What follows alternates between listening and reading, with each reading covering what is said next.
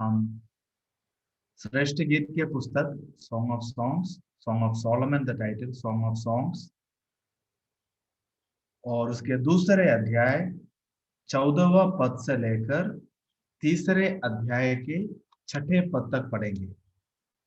10 पद है जो हम पढ़ने जा रहे हैं, और जैसे मैं पढ़ते जाऊंगा कुछ टिप्पणियां दूंगा, और फिर बाद में जैसे हम अध्ययन करेंगे उस टिप्पणियों के ऊपर भी हम विचार करेंगे। समझ के लिए प्रारंभ में मैं बताना चाहता हूं, हम श्रेष्ठ गीत के पुस्तक से 4 रातकालीन दृश्य को संदर्भ में हम अध्ययन करने की कोशिश कर रहे हैं।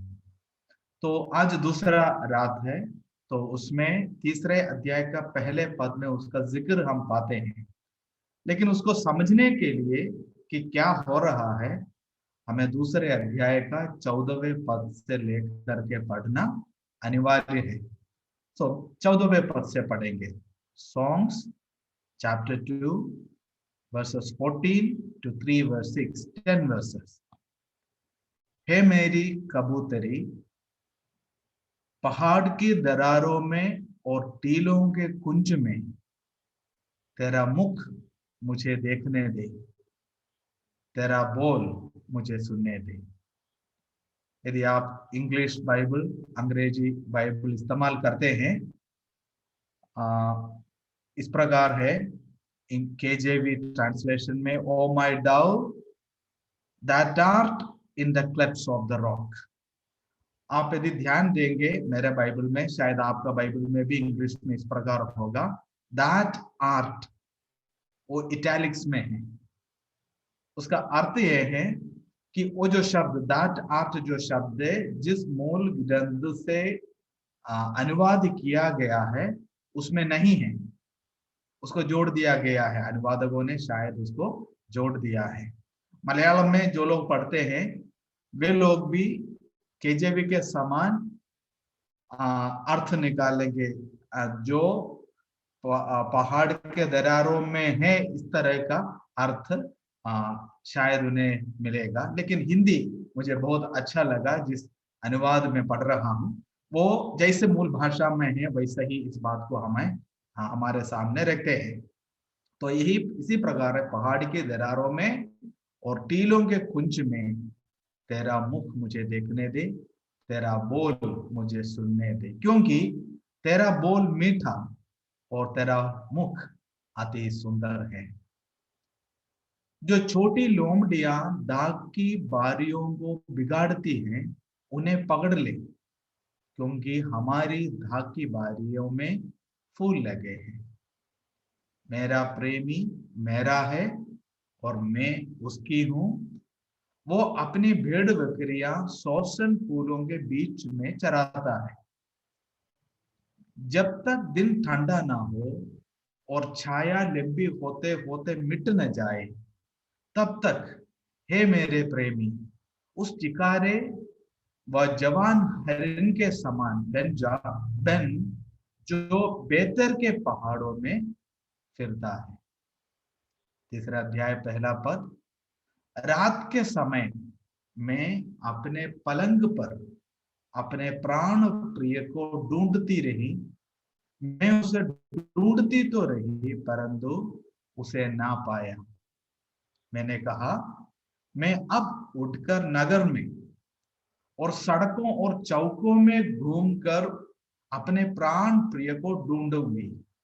मैं उसे ढूंढती तो रही परंतु उसे ना पाया। जो पहरवे नगर में घूमते थे वे मुझसे मिले। मैंने उनसे पूछा, क्या तुमने मेरे प्राण प्रिय को देखा है? मुझको उनके पास से आगे बढ़े थोड़े ही देर हुई थी कि मेरा प्राण प्रिय मुझे मिल गया। मैंने उसको पकड़ लिया और उसको जाने ना दिया जब तक उसे अपनी माता के घर अर्थात अपनी जननी की कोठरी में ना ले आई। 5वें पद पर ध्यान देना। हे यरूशलेम के पुत्रियों, मैं तुमसे चिकारियों और मैदान की हरिणियों की शपथ धराकर कहता हूं। हिंदी में कहती हूं लिखा है, कहता हूं कि जब तक प्रेम आपसे ना उठे तब तक उसको ना उकसाओ। अब हिंदी में उसको, सवाल यह है किसको, समझना कठिन है क्योंकि उसका शब्द में पुरुष है या स्त्री हम बता नहीं सकते। हिंदी में, इंग्लिश में, केजेवी बाइबल में इस प्रकार है, I charge you O ye daughters of Jerusalem by the roes and by the hinds of the field, that is stir not up nor awake my love till he please। केजेवी में till he please लिखा है।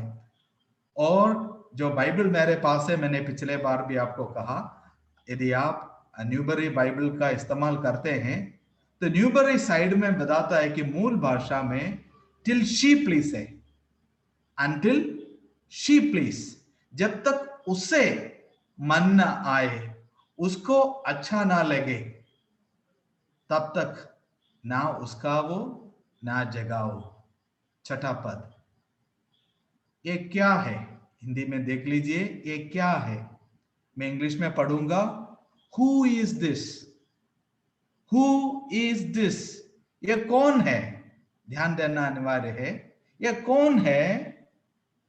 That cometh out of the wilderness like pillars of smoke, perfumed with the myrrh and frankincense, with all powders of the merchant.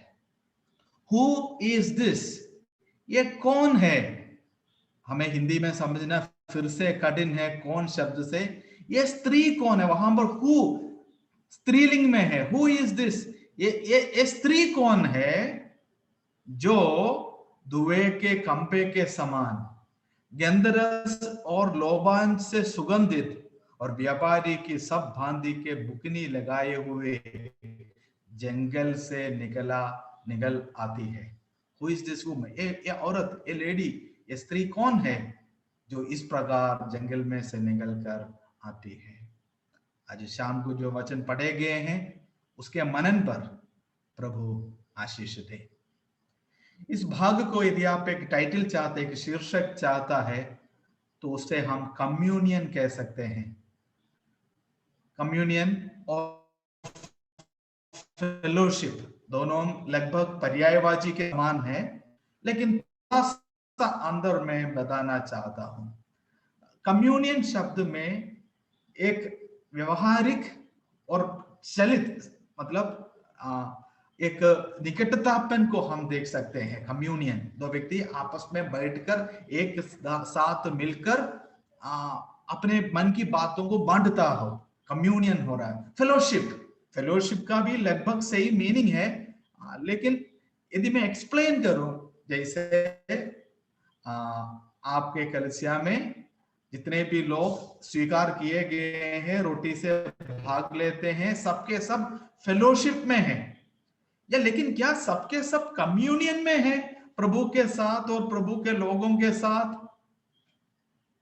होता अगर है तो बहुत खुशी की बात है, लेकिन कई बार ऐसा होता है फेलोशिप में तो हैं, लेकिन कोई कम्युनियन, असली जो कम्युनियन है वो नहीं, या असल में जो फेलोशिप होना चाहिए वो नहीं। रोटी और प्याले में से भाग तो लेते हैं, लेकिन कोई कम्युनियन नहीं है। तो यहां पर जो कॉल है, कॉल्ड कम्युनियन, संगति के लिए को बुलावा, ये है शीर्षक।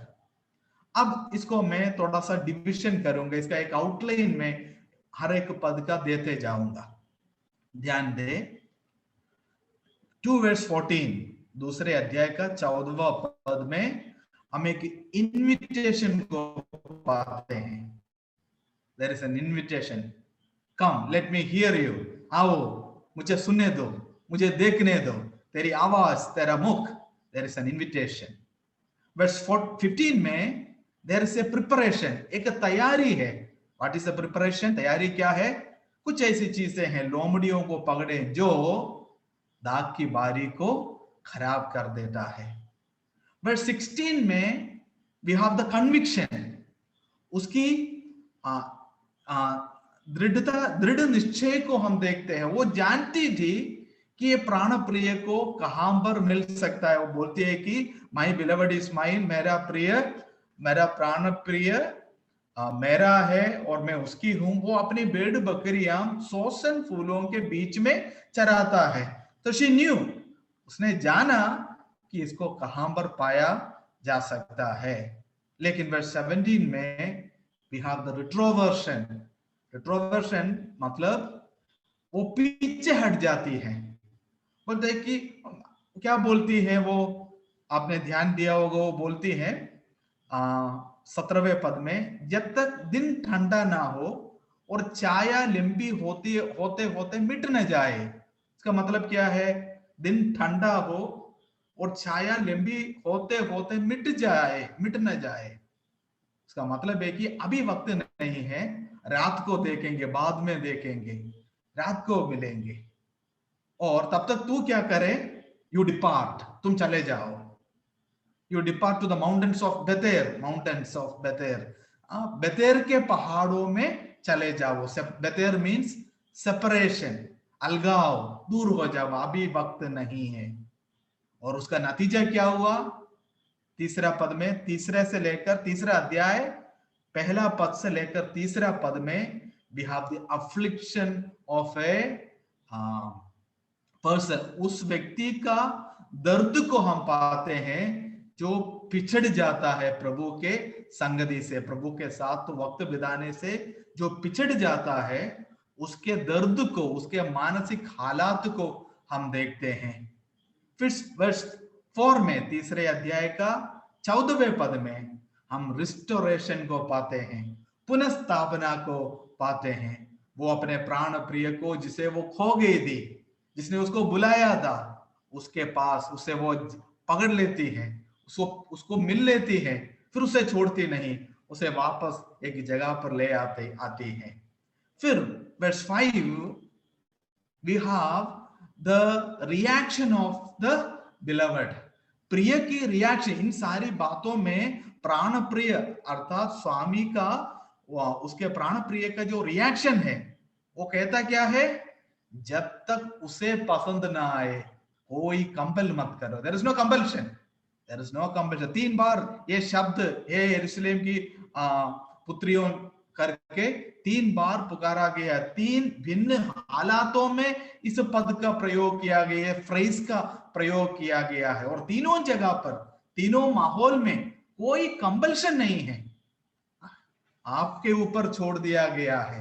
It is up to you, all the provisions are made, सारे प्रबंध तो किया गया है, अब तुम डिसाइड करो। उस पर हम आएंगे, जैसे उन तीनों जगह पर जैसे हम मनन करते, अध्ययन करते आएंगे, हम विचार करेंगे। देन वर्स 7, वर्स 7 में, सॉरी, छठे पद, तीसरे अध्याय का छठा पद में we have the description. What is the description? Description of a person who comes out of fellowship from the Lord, fellowship with the Lord rather, प्रभु के साथ वक्त बिताकर जो व्यक्ति निकल कर आता है, उसके डिस्क्रिप्शन को हम पाते हैं। और कैसा डिस्क्रिप्शन है? Like the pillars of smoke, धुओं के खंभों के समान ये जो निकल कर मरुभूमि से निकल कर आती है, ये कौन है? Who is this? एक डिस्क्रिप्शन को हम पाते हैं।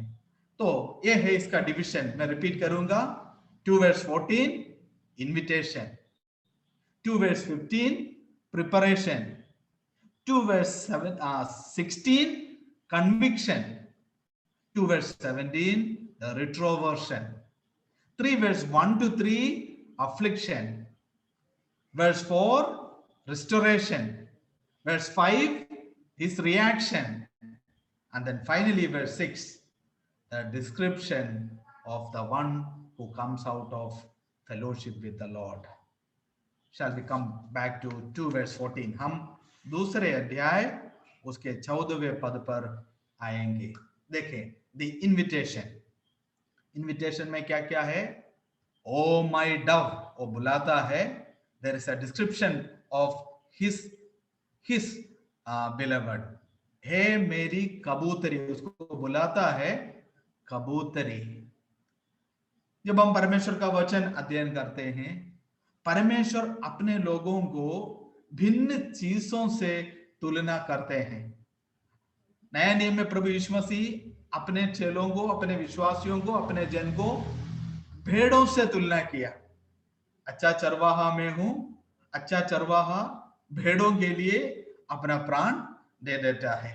और यहां पर पुराने नियम में और भी अन्य अन्य जानवरों का, एनिमल किंगडम से अनेक चीजों का तुलना नया नियम में किया गया है। प्रभु के लिए भी किया गया है और प्रभु के लोगों के लिए भी किया है। प्रभु के लोगों के, प्रभु के और प्रभु के लोगों के विरोधियों के लिए किया गया है। और यहां पर जो डिस्क्रिप्शन है वो डव का है।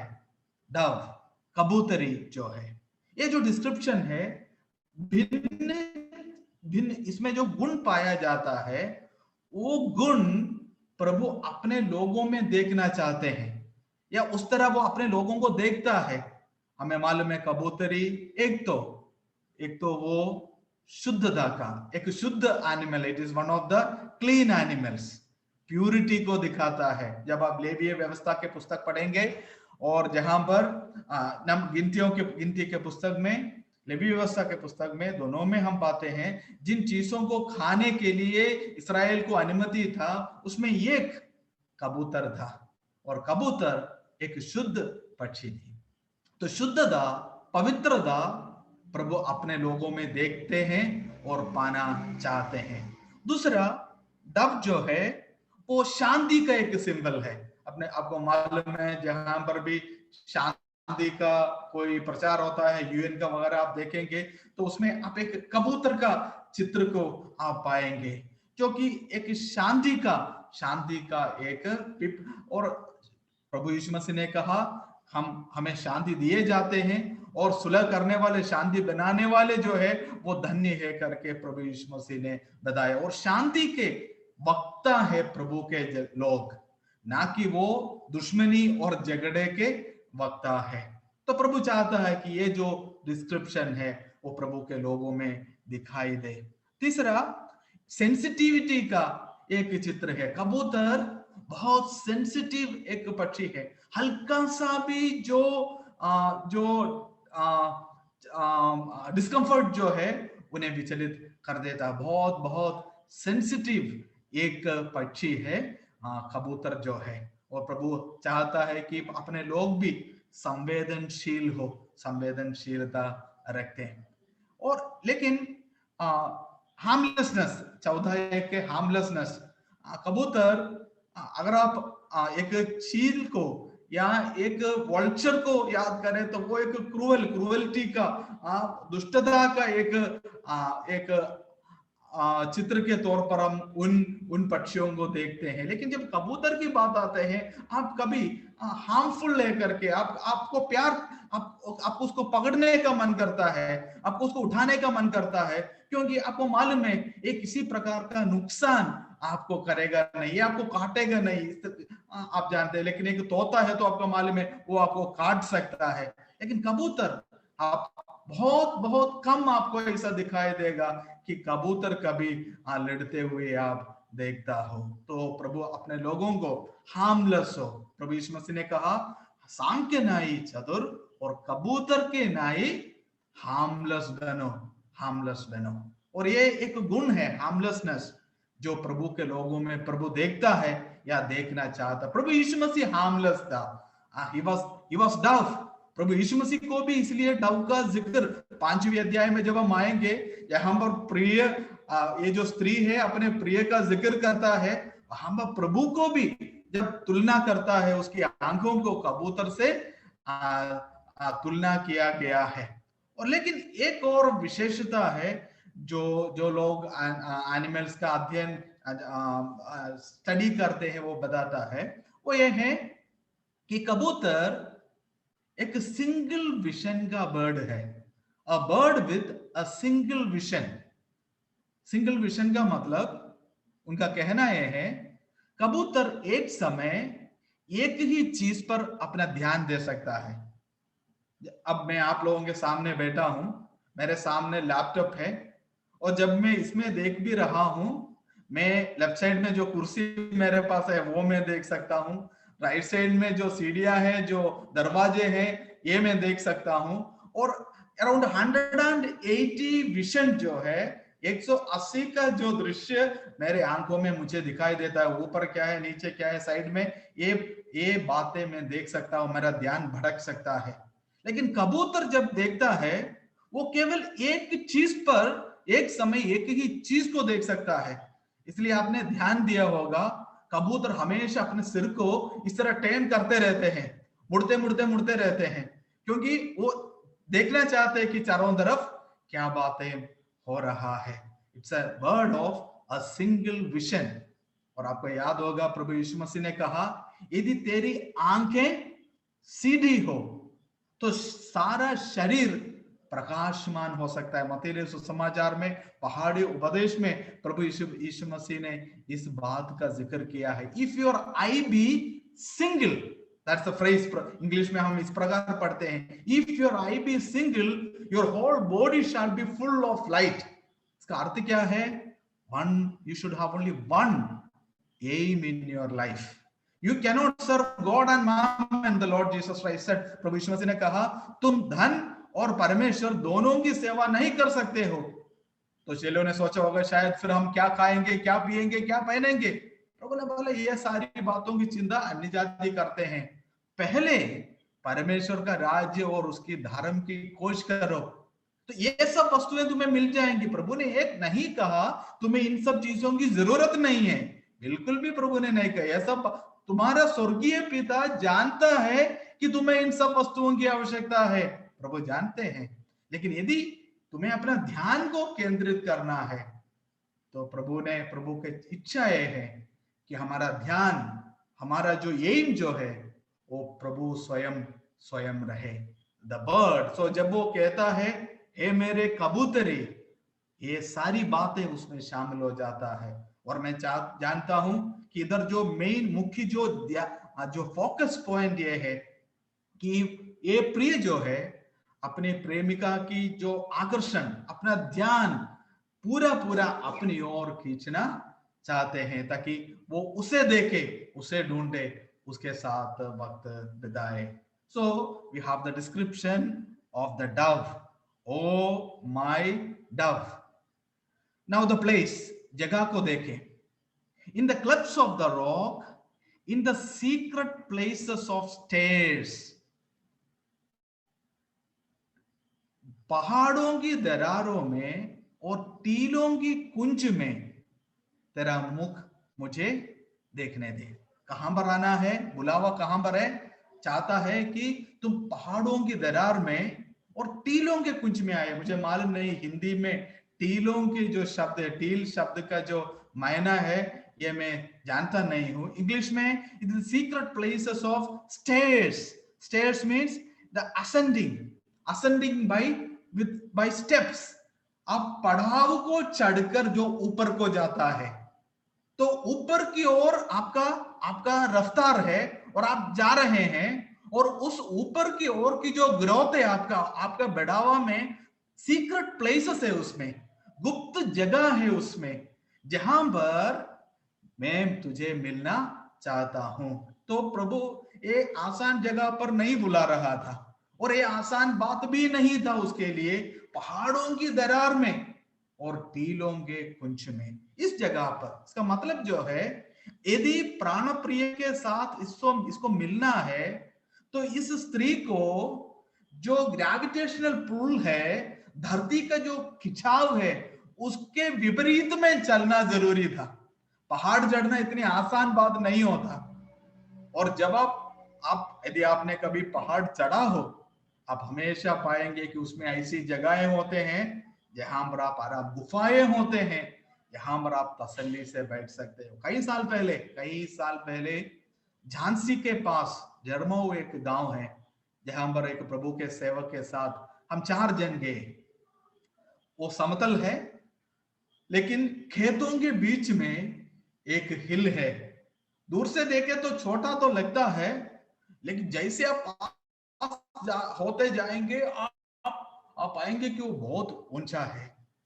और हम दिन में क्या करते थे, सुबह सुबह उठकर उस पहाड़ पर चढ़ते थे और ऊपर पहुंचते पहुंचते हम थक जाते थे, क्योंकि धरती जो है उधर पहुंचने से पीछे खींचता है और हमें मुश्किल उठाना पड़ता है। लेकिन एक बार वहां पर पहुंच गया, बड़े बड़े कमरों के पत्थर, बड़े बड़े बड़े चट्टान एक दूसरे के ऊपर मानो किसी ने उठा करके रखा हो, और उसके बीच में ऐसे बड़े होल्स, कमरे हैं, अलग अलग कमरे आप उसके अंदर पाएंगे।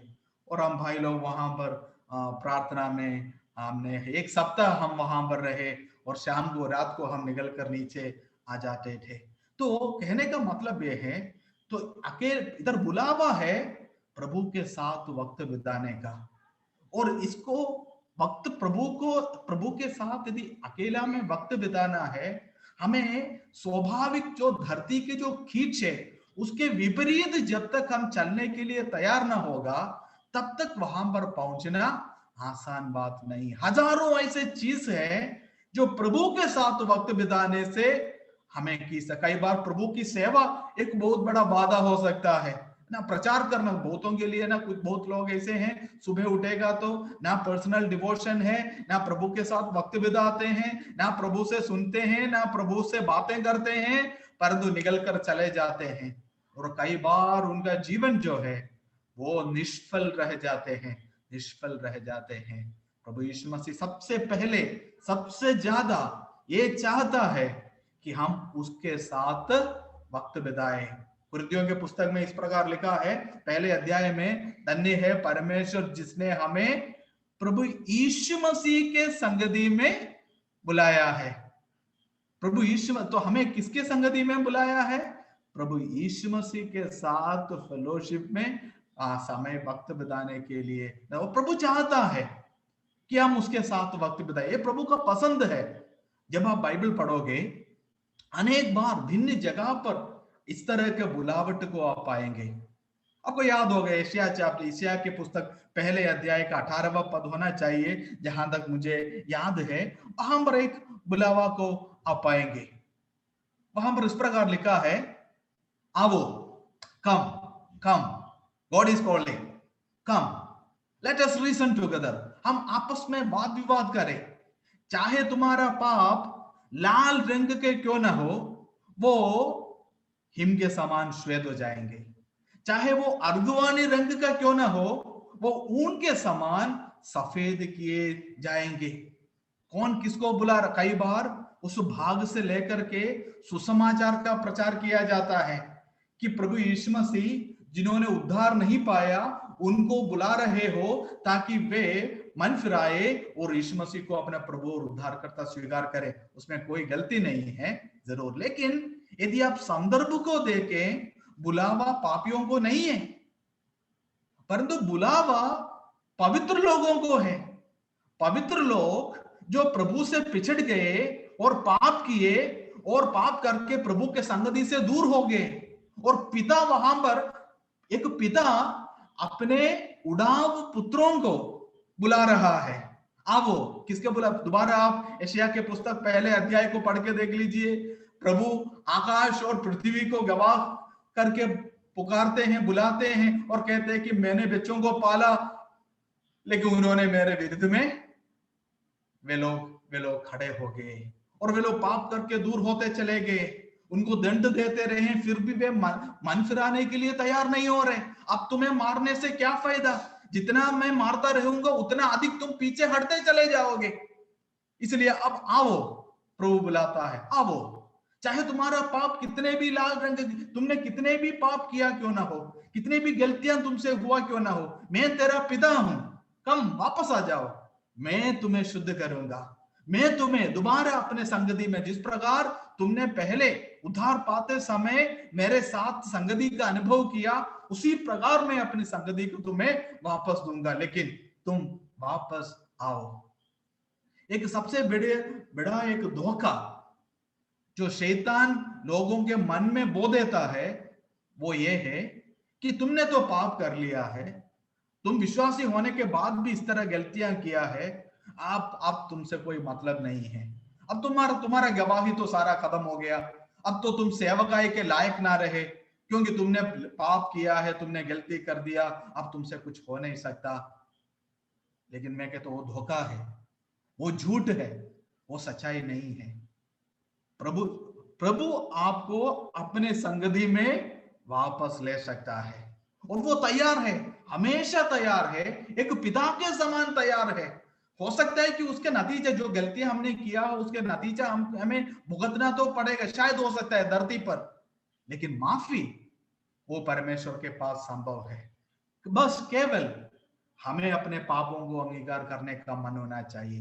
पहले यूहन्ना 1:7 तो आपको याद होगा, यदि हम अपने पापों को अंगीकार करें, यदि जैसे वो ज्योति में है वैसे हम भी ज्योति में चले, तो एक दूसरे का संगति रखते हैं, और उसके पुत्र प्रभु यीशु का लहू हमें सब पापों से शुद्ध करता है। किन्हें?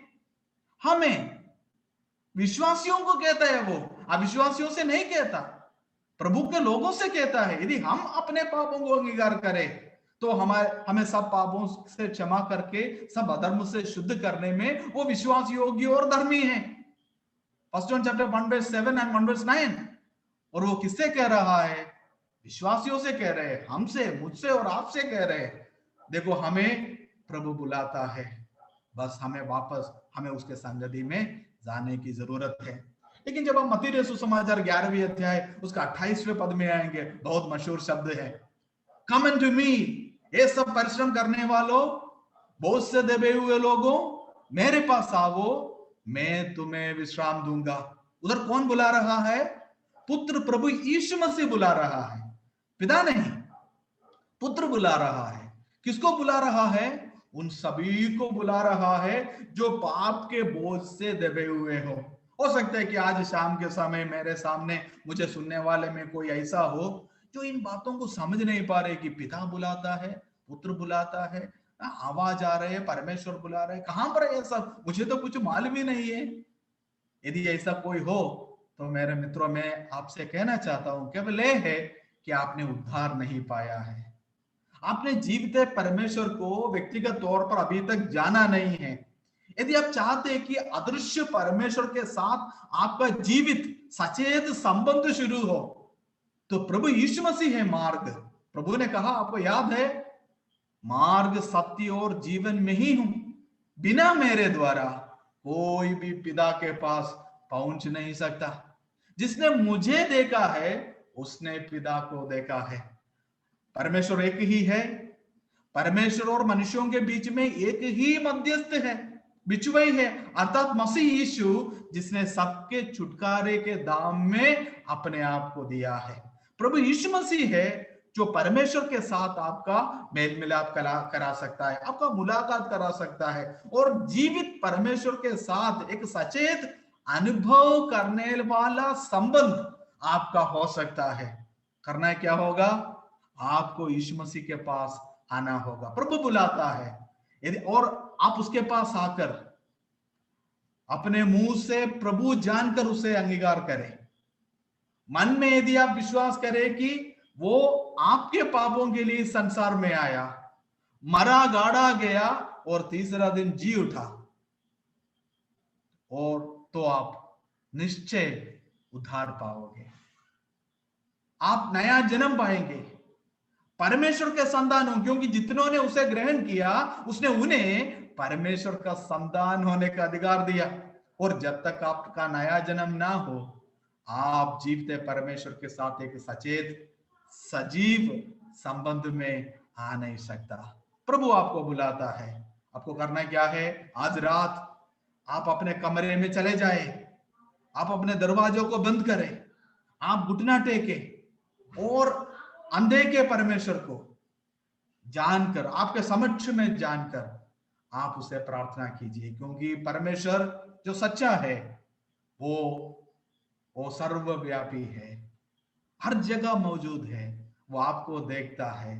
प्रभु यीशु मसीह ने कहा, जो कोई मेरा नाम लेगा वो उद्धार पाएगा, जो कोई प्रभु का नाम लेगा वो उद्धार पाएगा, क्योंकि अपने सब पुकारने वालों को देने के लिए वो काबिल है, अपने सारे पुकारने वालों के लिए। आप अपने पापों को अंगीकार कर लीजिए, यीशु मसीह को अपने जीवन में प्रभु जानकर, मैं आपको अपना प्रभु जानकर अंगीकार करता हूं।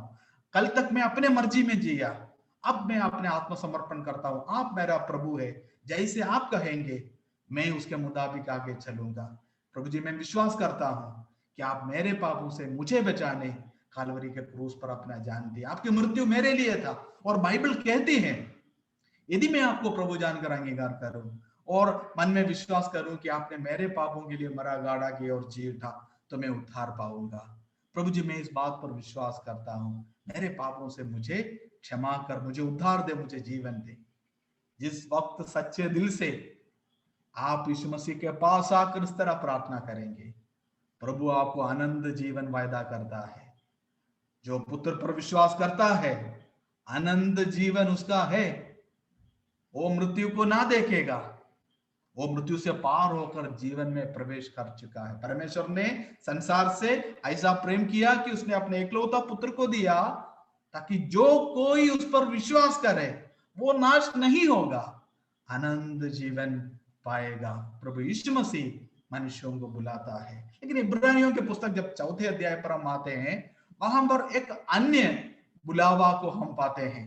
प्रेरित के द्वारा बुलाया जाता है, लेखक के द्वारा, इसलिए आओ हम हियाव के साथ अनुग्रह के सिंहासन के पास जाए, ताकि आवश्यकता के मुताबिक हमें अनुग्रह मिले और हमें मदद प्राप्त हो सके।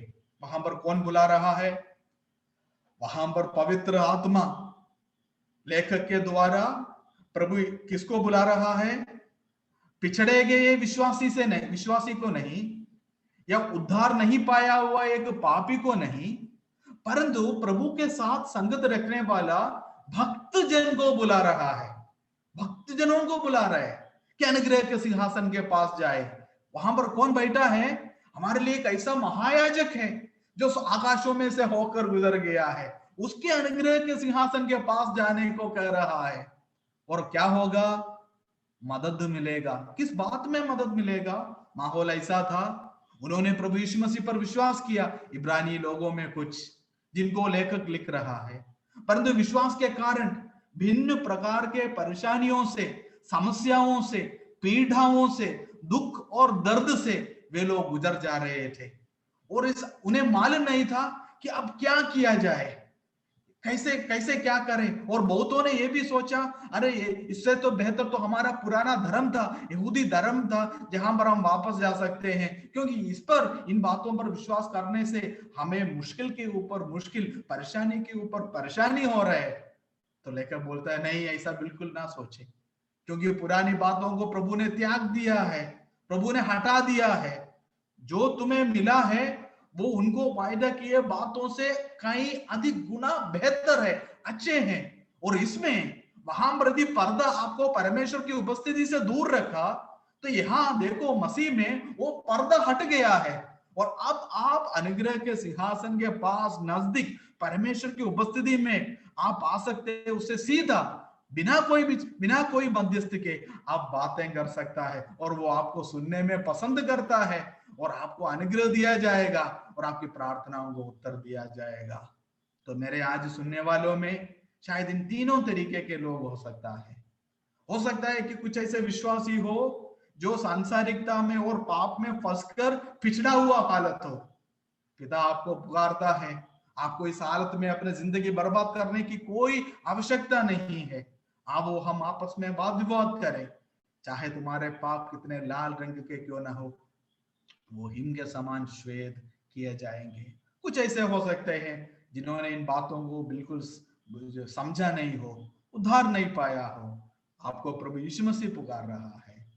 और यदि आप परेशानी में देखिए, विश्वासी होकर सच्चे दिल से प्रभु के लिए जीवन बिताने के बावजूद भिन्न प्रकार के परेशानी, दर्द और मुसीबत से आप गुजर रहे हो, आपके लिए भी जगह परमेश्वर की उपस्थिति में है।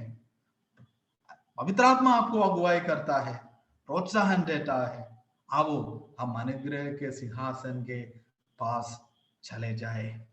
मैं बताता हूं, यही मसीही जीवन के प्रगति का आधार है। एक आदमी का स्पिरिचुअल मैच्योरिटी का, उसके प्रगति का उसके प्रोग्रेस का, ग्रोथ का, उसके बढ़ावा का आधार परमेश्वर के साथ वक्त बिताने पर आधारित है। जितना प्रभु के साथ हम व्यक्तिगत तौर पे वक्त बिताते हैं, उतना ही हमारा मसीही जीवन की नींव मजबूत होता है, उतना ही हमारा मसीही जीवन का बढ़ोतरी हो सकता है।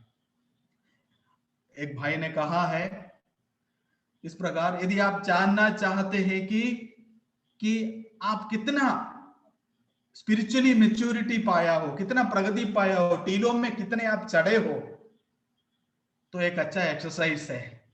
वो एक्सरसाइज ये है कि आप अपने कमरे में बंद करो, दरवाजा बंद करो, घुटना टेको और वचन के साथ और प्रभु वचन से, प्रभु से सुनकर और प्रार्थना में प्रभु से बातें कर कर आप प्रभु यीशु मसीह के बारे में बताना शुरू करो, बताना शुरू करो। और आप देखो कि आप कितने देर तक प्रभु यीशु मसीह के बारे में परमेश्वर को बता पा रहे हैं। अपने बारे में नहीं, दूसरों के बारे में उनको याद करने के लिए नहीं बोल, वो तो प्रार्थना हो गया और आप प्रेयर हो गया या आप इंटरसेशन वगैरह हो गया, उसको नहीं कह रहा। आप प्रभु यीशु मसीह के बारे में बताना शुरू करो और आप देखो कि कितने देर तक आप परमेश्वर से बातें कर पा रहे हैं। यदि आप आधा घंटा प्रभु यीशु मसीह के बारे में बातें कर परमेश्वर को धन्यवाद और स्तुति कर पाते हैं, बहुत अच्छी बात है। एक घंटा कर सकते हैं, इसका मतलब आप काफी बढ़ चुके हैं। अगर आप 2 घंटे या आधे दिन तक प्रभु की उपस्थिति में बैठकर इस प्रकार प्रभु यीशु मसीह के बारे में उसका वर्णन करके, उसके गुण गाकर आप परमेश्वर से बातें कर सकता है, तो उसका मतलब आपने काफी प्रगति, आपने उसको बहुत अच्छे से जान लिया है। एक व्यक्ति को सही ढंग से आप कैसे जानेंगे?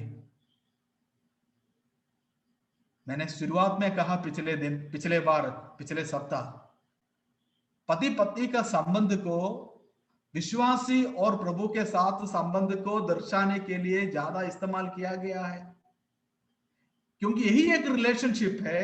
2 व्यक्ति एक दूसरे को अच्छे तरीके, क्योंकि वे सबसे ज्यादा वक्त एक दूसरे के साथ बिताते हैं। आप उतना ही प्रभु को जान पाएंगे जितना आपने उसके साथ वक्त बिताया है। बहनों के बारे में तो हम कह नहीं सकते, लेकिन भाइयों के आत्मिक प्रगति का, उनके ग्रोथ का अंदाजा लगाया जा सकता है। खासकर प्रभु के दिन, प्रभु भोज के लिए जब हम इकट्ठे होते हैं और भाई लोग मुंह खोल करके जब प्रभु से बातें करना, परमेश्वर पिता से बातें करना शुरू करते हैं, कितना वे लोग प्रभु यीशु मसीह के बारे में बोलते हैं, उससे आप अंदाजा लगा सकते हैं कि वे प्रभु यीशु मसीह के बारे में कितने जानकारी रखते हैं।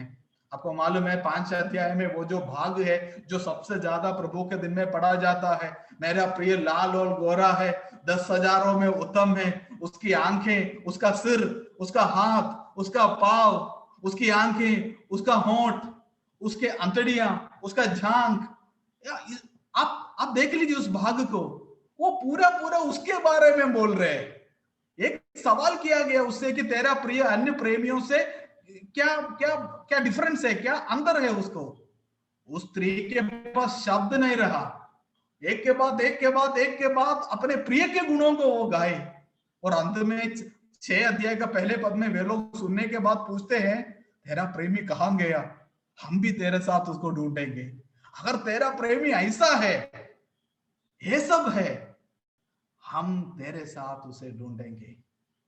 तो ये इंपॉर्टेंट है। यदि आप चाहते हैं कि उस स्तर में हम आत्मिक जीवन में बढ़े, उस स्तर में यदि हम पहुंच जाए, सच्चे आराधक यदि हम बने, जो अपने नहीं, दूसरों के नहीं, परंतु प्रभु के गुण को गा सकते हो, वो सच में प्रभु के साथ वक्त बिताए। और आप देख लीजिए यहां पर प्रभु बुलाता है, और प्रभु बोल क्या रहा है, वो उसका पर्पस देख लीजिए। पर्पस क्या है? तो मैंने कहा वर्स 14 में है हम अभी। फर्स्ट ऑफ ऑल हमने उसका पिक्चर को देख लीजिए, डिस्क्रिप्शन को देख लीजिए, कबूतर। दूसरा हमने जगह को, प्लेस को देख लिया। आपको थोड़ा सा है ना नेचर के पुल से उल्टा चलना होगा, आपको सेपरेट प्राइवेट अकेले में प्रभु के साथ वक्त बिताना होगा। कलीसिया के सभाओं के बारे में मैं नहीं बोल रहा, ना ही ये फैमिली प्रेयर में सीमित हो सकता है, ये सब बिल्कुल काम नहीं आएगा। वो तब आपने अपनी जिम्मेदारियां आपने निभाया, आपको अकेले में प्राइवेसी में आपको प्रभु के साथ वक्त बिताना होगा। और यदि मैं अगर आप मुझसे पूछे तो मैं इस तरह कहूंगा, और किसी से सुनने से पहले प्रभु से सुने, और किसी से बातें करने से पहले प्रभु से बातें करें, क्योंकि प्रभु हमें देखना चाहते हैं, प्रभु हमें सुनना चाहते हैं। Let me see your countenance, मुझे तेरा चेहरा देखने दो। प्रभु चाहता है चेहरा, मुखोटा पहना हुआ नहीं जो कलसिया में खड़े होकर के ना भक्ति का वेश धारण करता, वो नहीं। अकेले में जो प्रभु के साथ वक्त बिताते हैं, वहां उधर कोई मुखोटा नहीं है, उधर हम जैसे हैं वैसा ही है, क्योंकि उधर कोई नाटक का कोई बिल्कुल कोई जगह है नहीं है। उधर प्रभु हम जो है असलियत में जो है वो प्रभु के उपस्थिति में दिखाई देता है। और हमारे जो असली शब्द है, असली भाषा है, वो प्रभु के उपस्थिति में अकेले में प्रभु सुनना चाहते हैं। मेरा वक्त यहां पर खत्म होता है भाइयों। प्रभु के उपस्थिति में अकेले में अगर आप बैठे, फायदा बहुत से हैं, फायदा बहुत से हैं। कई लोगों को आप पहाड़ के दरारों में आप देख सकते हैं। आप मूसा को देखते हैं। मूसा एक बार प्रभु ने कहा इधर एक छोटी सी जगह है चट्टान के बीच में, चट्टानों के बीच में, जहां पर तुम आ जाओ। और वहां पर हुआ क्या है, उसने प्रभु की महिमा को देखा। उसने पूछा मुझे तेरी महिमा दिखा दो, और प्रभु ने उसे अपने महिमा दिखा दिया। यह है अकेले में जब आप प्रभु के साथ वक्त बिताओगे, वचन के साथ उससे, और प्रार्थना में उससे सुनेंगे और उससे बातें करेंगे, आप आनंदित होंगे, आप प्रभु की महिमा को देख पाएंगे। और फिर आप यशायाह ने उसकी महिमा को देखा और उसके बारे में बातें किया। यूहन्ना ने सुसमाचार 12वें अध्याय में प्रभु ने, यूहन्ना कहता है ये बातें उसने इसलिए कही क्योंकि उसने उसकी महिमा देखी और उसके बारे में बातें किया। आप उसकी महिमा को, परमेश्वर की महिमा को आप देख पाएंगे। पहली बात, पहला फायदा जो है। दूसरा, इलाइजा पहाड़ में गया। आपको याद होगा 40 दिन 40 रात वो पैदल चला और वो पहाड़ पर पहुंच गया। उधर वो एक गुफा में रहा और हुआ क्या है, उसने वहां पर एक धीमी आवाज को सुना। धीमी आवाज, परमेश्वर की आवाज सुना उसने, प्रभु की आवाज सुना। भीड़ में नहीं, वहां पर बहुत बड़ा आंधी तूफान, आग और भूडोल सब कुछ आया और उन सब में उसने प्रभु की आवाज नहीं सुना। यदि आप भीड़ में ये सब बातें, ये भीड़ भाड़ में और बहुत ऊंचे चिल्लाने में वगैरह यदि आप जानोगे, सोचेंगे कि प्रभु की आवाज सुन पाएंगे बड़े बड़े कन्वेंशनों में या ऐसे, है ना, कई बार ऐसा होता नहीं है।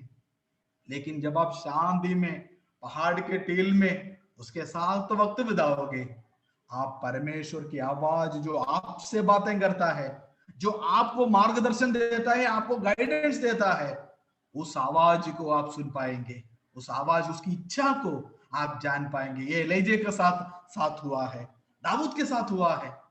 दाऊद पहाड़ पर, आप कई बार गुफाओं में आप दाऊद को देखोगे। सबसे पहली बार जब वो चला गया, उस गुफा का नाम है केव ऑफ अदुल्लाम। अदुल्लाम के गुफा में वो चला गया। हुआ क्या है, वो शाऊल के आक्रमण से सुरक्षित रहा, दुष्ट के आक्रमण से, नुकसान पहुंचाने से वो सुरक्षित रहा। यदि आप चाहते हैं कि आपके आत्मिक जीवन में सुरक्षा हो, कि आप दुष्ट के हमलों से बचे रहें, आपको अकेले में प्रभु के साथ वक्त बिताएं। आपके आत्मिक जीवन में आप नुकसान नहीं उठाना चाहता तो दाऊद के समान आपको सीखना है। पहाड़ों के टील में प्रभु बुलाता है, प्रभु चाहता है कि आपका चेहरे, मुझे और आपको वो देखें और हमें वो जांचना और परखना वो चाहता है। और वहां पर हमारा शुद्धिकरण होता है, वहां पर हमें मार्गदर्शन दिया जाए, हम उसकी आवाज सुन पाएंगे और वहां से जब निकल कर आएगा उसकी महिमा, जैसे मूसा का चेहरा चमका, मेरे और आपके चेहरे भी प्रभु की महिमा से, प्रभु का गुणों से वो चमकने लगेगा। तो first of all there is an invitation, एक बुलावा है, और ये बुलावा मेरे भाइयों और बहनों, हमारा जीवन की सबसे अहम बात ये बन जाए, बाकी सब कुछ हो या ना हो, चाहे हम सेवा करें या ना करें, होगा, हो रहे हो नहीं हो रहे हो, क्वारंटाइन का टाइम है, मैं आपसे पूछूं, 24 घंटे में और आप आजकल हम घरों में सीमित है, कितना वक्त सच में हम प्राइवेसी में प्रभु के साथ बिताते हैं? 24 घंटे में यदि हम दशमांश को हटाए तो 2.5 आवर्स, करीब 2.5 घंटा प्रभु का है, दशमांश है वो। हम जांचे, मैं और आप हम जांचे आज के दिन में कितना वक्त मैंने प्रभु के साथ प्रभु को दिया। आप जिससे प्रेम करते हैं ना, आप उसके संगति नहीं चाहेंगे? यदि आप प्रेम करते हैं, उसकी आवाज सुनना पसंद है, उसका फेलोशिप, उसकी उपस्थिति, क्या आपके दिल को उभारेगा नहीं? जिसे आप प्रेम करते हैं, जिसका प्रेजेंस आप चाहते हैं, क्या हम प्रभु से प्रेम करते हैं? प्रभु हमसे जरूर प्रेम करते हैं, और वो वेट करता है, he is present already, is waiting, और वो बुला रहा है, हे मेरे कबूतरी, पहाड़ की दरारों में, टीलों के कुंज में तेरा मुंह मुझे देखने दे, तेरा बोल मुझे सुनने दे। क्योंकि वो नफरत नहीं करता, वो बोलता है कि तेरा बोल तो मीठा है, जैसे भी हो कोई फर्क नहीं पड़ेगा, और तेरा मुख अति सुंदर है। इन वचनों से प्रभु हमें आज आशीष दे।